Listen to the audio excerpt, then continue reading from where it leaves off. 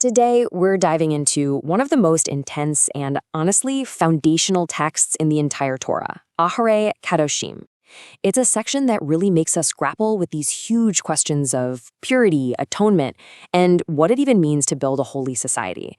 It poses a question that just echoes through time. What does it actually mean to be holy? And hey, just a quick note before we jump in. If you're into exploring more content that connects this ancient wisdom with modern ideas, you can find us on Telegram. All right, let's get to the heart of it. When you boil it all down, this whole portion is wrestling with one central question. What is true holiness? And maybe even more for us today, how can we in our busy modern lives possibly answer that call to be holy? That's the journey we're going on right now. So where do we start? Well, we start at the absolute peak of sanctity, the incredibly detailed and, frankly, awe-inspiring service of the high priest on the holiest day of the year, Yom Kippur, the Day of Atonement. The way the Torah sets the stage here is fascinating. It doesn't just give us a list of rituals. It starts with this incredibly solemn warning, reminding everyone about the tragic deaths of Aaron's sons, Nadav and Avihu. Right away, the immense gravity of the situation is established. This tells us that approaching the sacred isn't something casual. The stakes are unbelievably high. And at the absolute center of this service is this one space, the Kodesh HaKodeshim, the Holy of Holies. This was the innermost room of the tabernacle. Now, think about how exclusive this was. It was entered only once a year by only one person, the high priest, on this one single day. This was seen as the literal meeting point between heaven and earth. On this day, the high priest's whole appearance was totally different. He had to take off his usual magnificent gold investments, the ones designed to show splendor and glory, and instead he put on simple, pure white linen garments. This is such a powerful shift. It symbolizes that on this day, it's not about human glory at all. It's about total purity, total humility, and just raw atonement before God. The actual flow of the service reveals this really deep psychology. It doesn't start with the whole nation, it starts with the leader himself. The high priest first has to bring an offering to atone for himself and his own family. It's a powerful statement that you can't lead others to purity without first looking inward. Only then does the ritual broaden to include everyone, focusing on these two identical goats. And then comes the climax, a moment of terrifying closeness as the high priest enters the Holy of Holies, all alone, shielded only by a cloud of incense. After that, he uses the blood of the sacrifices to purify the holy space, and finally, he performs this incredible act of transference, confessing all the nation's sins over that second goat. And those two goats, this is where we see the dual nature of atonement so brilliantly illustrated. They start out identical, right? They represent the single fate of the nation, but then a divine lottery, separates them onto two completely opposite paths. The goat for God is all about atonement through closeness. Its blood is brought into the holiest place on earth, symbolizing bringing the people closer to God. But the goat for Azazel, the scapegoat, is the opposite. It represents atonement through removal. It gets sent away, banished to the wilderness, literally carrying the sins of the people far, far away. It's this incredible 1-2 punch. We get closer to God while our sins are cast out. The Torah just captures this moment with such powerful imagery. And the goat shall bear upon it all their iniquities to a desolate land. You can almost feel it. It's a physical acting out of a spiritual idea. This idea of transferring guilt and the collective sigh of relief that comes from seeing it completely removed from the community. And, while all this high-stakes drama is happening in the sanctuary, the entire nation has a role to play. For every single person, Yom Kippur is called a Shabbat Shabbaton, a Sabbath of Sabbaths. It's a day of total rest from work and also a day of fasting. The idea is that everyone's focus is supposed to turn inward, toward repentance and atonement, mirroring what the high priest is doing on their behalf. Okay, so after that peak experience of Yom Kippur, the Torah kind of shifts gears. It moves from this extraordinary once-a-year event to the principles that are supposed to define holiness every single day. And it starts with setting sacred boundaries around worship and the sanctity of life itself. Right away, a really crucial rule gets laid down, the centralization of worship. All animal offerings have to be brought to the one central holy place. And the text is serious about this. It says offering a sacrifice in the open field is like shedding blood. It's a huge deal. And this wasn't just about geography, it was a total break from the pagan cultures all around them, where everyone had their own little personal altars. This was about keeping the community's worship unified and pure. And this brings us to what is maybe the key verse for this whole section, the idea that underpins so much of what's to come. For it is the blood that makes atonement for the soul. Wow. The Torah makes this direct, powerful link. Blood is the life force. It represents the nephesh, the soul of a living thing. If you get this one idea, everything else about sacrifices and consumption starts to make sense. So this core principle, that blood equals life, it gives rise to this whole ethic of reverence. It leads directly to a strict ban on consuming blood. Why? Because blood has a sacred job, atonement on the altar. It's not for us to just casually eat. And this respect for life goes beyond the altar. Even when an animal is just being prepared for a meal, its life force has to be honored. The blood is to be poured out and covered with earth. It's this beautiful, symbolic act of returning life back to its source. Okay, so we've gone from the sanctuary to the altar. Now, the lens of holiness zooms in even closer, right into the most personal parts of our lives, the family, the home, and the basic structure of society. This is the part of the Torah that lays out the blueprint for how Israel is supposed to be a nation that stands apart. God lays out a very clear choice here. Like, two distinct paths are set before the people. On one side, you have the ways of Egypt, where they just came from, and the ways of Canaan, where they're going. And the Torah describes both as morally corrupt. On the other side, you have God's statutes, a blueprint for a holy society. The message is crystal clear. Don't look back to what you left, and don't just blend in with the culture around you. You have to follow this unique path. So what does this unique path actually look like? Well, it's defined by a set of clear moral boundaries that are meant to create a stable and sacred structure for families and for society.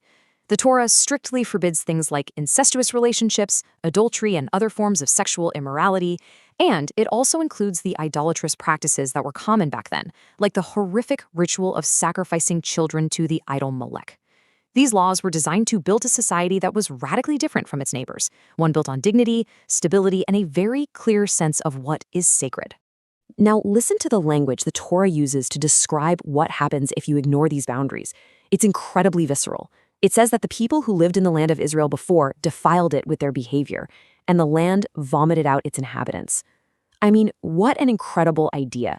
It suggests this deep, almost metaphysical connection between how people behave and the stability of the land itself. It's like the land has a moral compass, and it just can't tolerate that level of corruption. And the warning to Israel is stark. Don't make the same mistakes, or the land will vomit you out too. So we've gone from the highest heights of the Holy of Holies to the laws of the altar and right down to the intimate rules of the home. You might be asking, how does all this stuff connect? Well, the Torah pulls all these seemingly separate laws together with one single powerful, unifying statement. And the answer comes in this one phrase that gets repeated over and over again. As these sections of law finish, the Torah stamps them with this signature: I am the Lord your God. And this isn't just a sign-off, like saying the end. It's the ultimate reason. It's the why behind every single one of these commandments. Why should you be holy? Why must you separate yourselves from these other practices? Because I am the Lord your God. Your holiness is meant to be a reflection of my holiness. It's all rooted in the relationship. So as we pull it all together, you can start to see this beautiful integrated system. From that once-a-year service in the holiest place on earth, to the daily act of reverence by covering blood, to the sacred boundaries that define a family, these aren't just a random list of rules. They are all interconnected pathways. Every one of them is designed to carve out a space for the sacred in our world. And together, they form a complete system for building not just a holy society, but a holy life, a life that consciously tries to mirror the holiness of God. And that brings us to one last really important thought. Everything we've talked about so far, going through the text, is kind of like the body of these commandments. But like any living thing, they also have a soul, a deep inner dimension. Because really, it's so important to remember that everything we've covered today is just a glimpse, just a taste. To truly get a handle on the inner life of these concepts, what they mean beyond just time and space, that requires a much deeper dive. The profound teachings you find in the mystical traditions of Kabbalah and Chassidut, that's where these eternal ideas really come to life. If this whole exploration has sparked your curiosity and you want to start that deeper journey, you can find a whole range of materials at Kabbalah for the Beginner. Thanks so much for joining us. May we all be inspired to find our own way to build a holier world, one sacred act at a time. All right, today we're jumping into one of the most foundational texts ever written about how to live, Parshat Kedoshim. We're going to unpack this massive concept we hear all the time, but, rarely get into the nitty-gritty of what it actually means to be holy. So the whole thing kicks off with this just radical command. And get this, it's not for a special few like priests or prophets. It's for the entire nation. The idea is that their unique relationship with God demands a reflection of God's own character. It's a challenge to mirror a divine quality, not just as an individual, but as a whole society. I mean, it's a beautiful thought, right? But what does that actually look like on a Tuesday afternoon? Is it a feeling you're supposed to have? Some kind of mystical state of mind?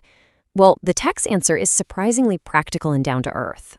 So let's dig into the specific instructions to see how this grand idea gets translated into real life. Okay, before we go any further, we have to get this one key term down, Kedusha. Yeah, we translate it as holiness, but it's not really about just being pious. It's about separation. The text defines it as being actively set apart from certain behaviors, from certain transgressions. So think of it as a process, right? An active process of drawing lines and making very deliberate distinctions in the world. So where does this whole idea of separation even begin? Not up in the heavens, but right here on earth. I mean, literally, in the dirt. The very first example of holiness is rooted in farming, something that everyone back then would have understood completely. This is where you really see holiness as an act of restraint. So picture this. You plant a new fruit tree. You can't just grab the fruit whenever you want. For 3 full years, it's totally off limits. Then, in year 4, the harvest is called sacred praise. It's dedicated to God and eaten in Jerusalem. And only in the 5th year is it finally yours to use. I mean, talk about building patience and gratitude right into the food system. And listen, this is not just some symbolic exercise. The text makes a direct promise here. It says, if you follow these rules of restraint and dedication, you will be rewarded with an abundant harvest. It creates this very real, tangible link between acting in a holy way and the prosperity of the land itself. So, okay, holiness starts with the land, but it definitely doesn't stop there. The whole concept expands outward from what one person does to the responsibilities of the entire community. And this is where that idea of separation becomes even more critical. It's about defining who you are by what you are not. The text draws some incredibly sharp lines here. It explicitly forbids practices that were common in neighboring cultures, like the absolutely horrific worship of Molech, or consulting with necromancers and fortune tellers, what the text calls forces of impurity. This isn't just a friendly suggestion. It's a defiant rejection of a totally different spiritual path. And this is absolutely crucial. Holiness isn't a private hobby. It's a communal project. The text gives a stark warning that if the community sees these things happening and just looks the other way, God will step in directly and punish not only the person who did it, but their family and everyone else who let it happen through their silence. And just to show how incredibly seriously these boundaries were taken, the text is, well, it's unambiguous. For these specific spiritual violations, which were seen as corrupting the very soul of the nation, the prescribed penalty was death. In this framework, it was seen as a matter of national survival. Okay, so from the community, the lens of holiness zooms in even tighter to the most intimate space there is, the family. The integrity of the household is shown to be the foundational building block for a holy nation. And here we go again, holiness defined by boundaries. The text lays out crystal clear rules about intimacy. It prohibits things like incest and bestiality, along with other specific sexual acts. And it also sets up laws of ritual purity. The whole point was to create a very distinct, sacred family structure that was different from the cultures all around them. And the focus keeps getting more and more specific, moving from the structure of the family right down to the food on the table. The daily, totally mundane act of eating is elevated. It becomes an opportunity to practice holiness. And this brings that whole theme of separation right to your dinner plate. The dietary laws, kashrut, command the people to make a distinction between what the text calls pure and impure animals.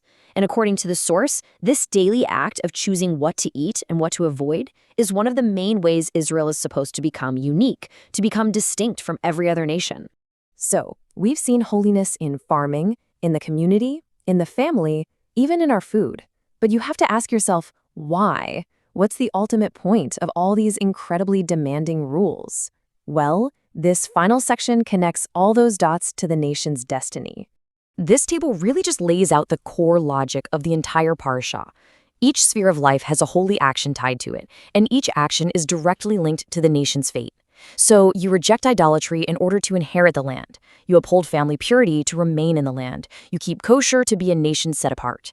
In short, holiness is presented as the very condition for existing as a nation in its land. And the text does not mince words about what happens if they fail. It actually personifies the land of Israel, describing it as having a kind of moral sensitivity.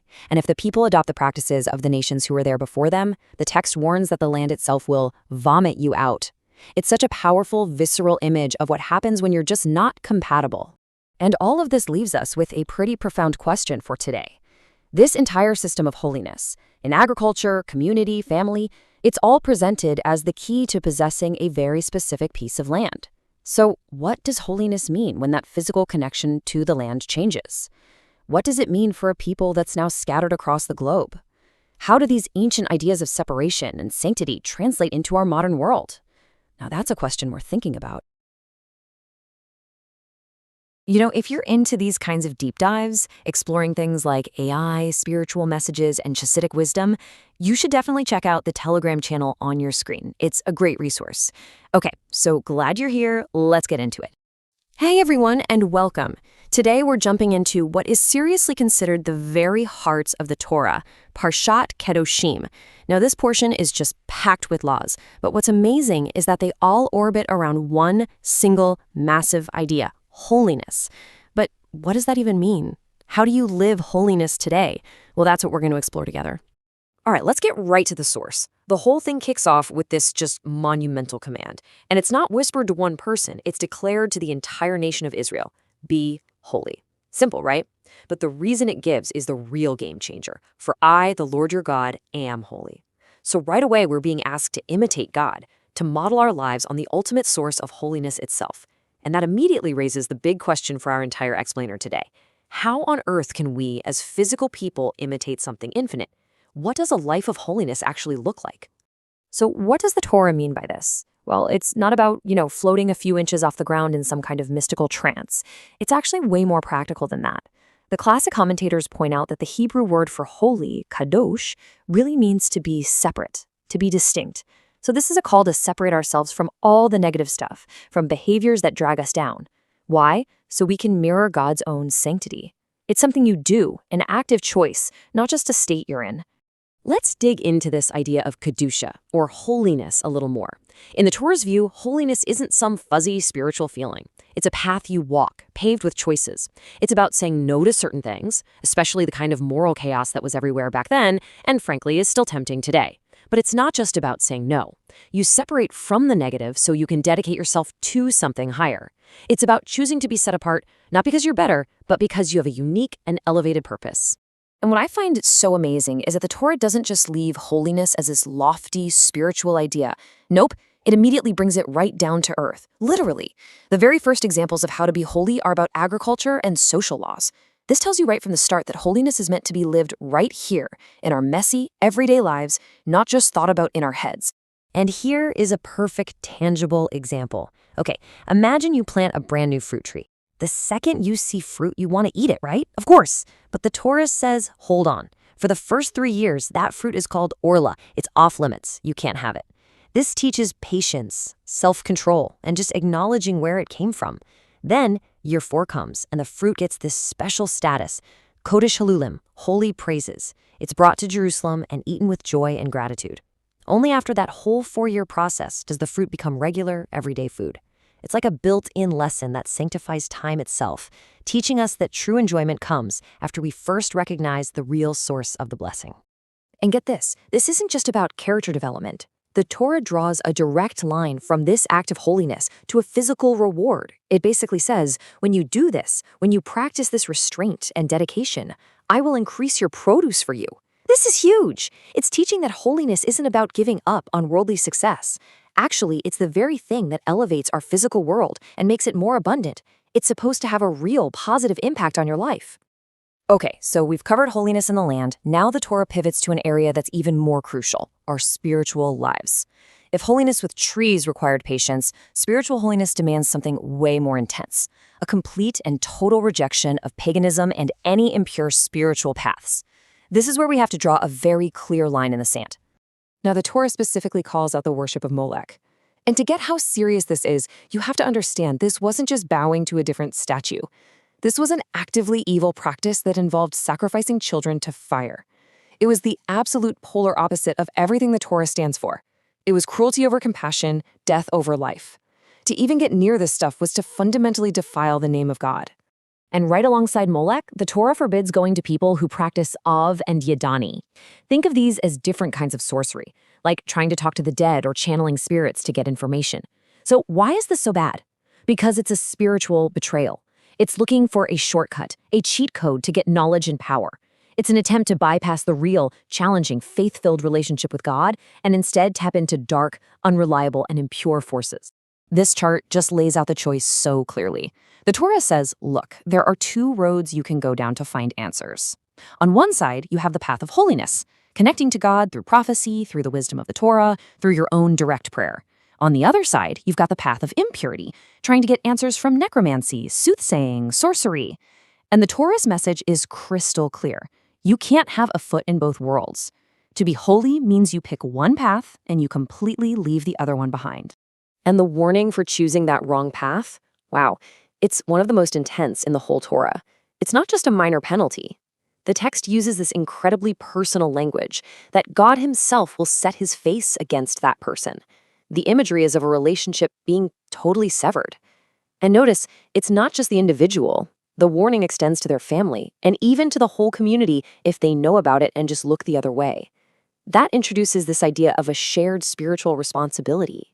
And the consequences are spelled out in no uncertain terms. For the ultimate act of spiritual impurity, worshiping Molech, the human court is supposed to carry out the death penalty. For consulting with these forbidden spiritual guides, the penalty is death by stoning. And if the community fails to act, the Torah says there's an even higher court, direct divine retribution. The severity here just hammers home how critical this idea of spiritual loyalty is. These aren't just personal mistakes. They're seen as an attack on the very soul of the nation. So what's the big takeaway from all this? When you boil it all down, it's this. The path of holiness demands exclusive commitment. It's not a spiritual buffet where you can pick a little of this and a little of that. It demands total, unwavering loyalty to one God as the only source of truth and guidance. It means making a clean break from any other spiritual paths that draw from impure places. In the world of the spirit, there's just no middle ground. Okay, so from the field and the spiritual world, this principle of holiness now zooms into the most personal, intimate space we have, our family. And the Torah teaches that the family isn't just a private little unit. It's the primary workshop where holiness is built, generation after generation.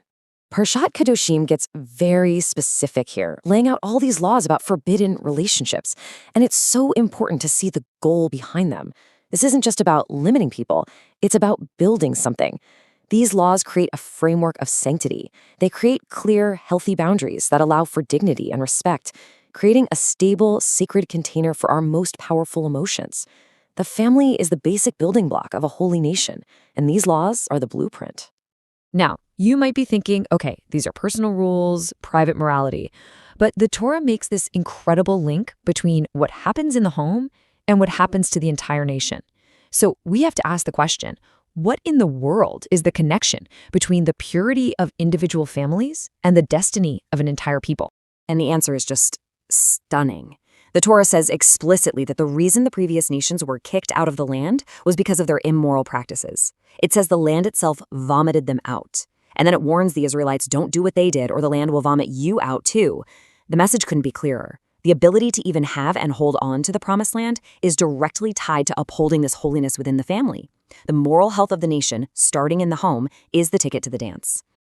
Okay, we've gone from the land to the soul to the family, and now this idea of holiness expands to cover the most basic thing we do every single day, eating.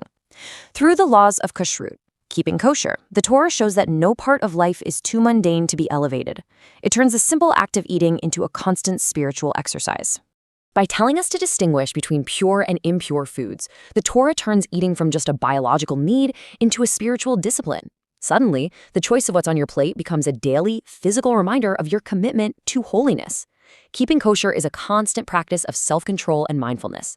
Every single meal becomes a little statement, a declaration of who you are and the unique path you're on, spoken not with words, but with what you eat.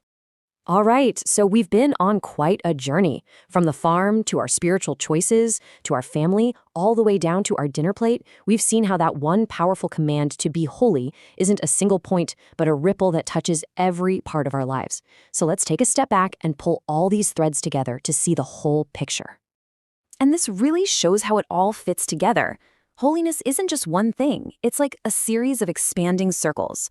It all starts at the center, with the intention, that personal choice to be holy. From there, it radiates out into our society, changing how we deal with the world and with other people. That then shapes our spirit, demanding that exclusive loyalty to God. And that spiritual core becomes the foundation for the family, creating a sacred space. And finally, it reaches our own individual body, elevating even eating into a holy act. Each circle builds on the last, creating this whole integrated life of purpose. But here's something really important to keep in mind. Everything we've talked about today, this entire explainer, is really just scratching the surface. It's the body of these commandments. It's an absolutely essential taste. But if you want to understand the soul of these ideas, the inner spiritual meaning, the deep mystical reasons that go beyond time and space, you have to dive into the teachings of Kabbalah and Chassidut. That's where you start to understand not just what we do, but the profound cosmic why behind it all. So, if you're feeling that pull to go deeper, to continue this journey of discovery, the Kabbalah for Beginners website is a really great place to start. You'll find tons of materials there to guide you. Thanks so much for joining us for this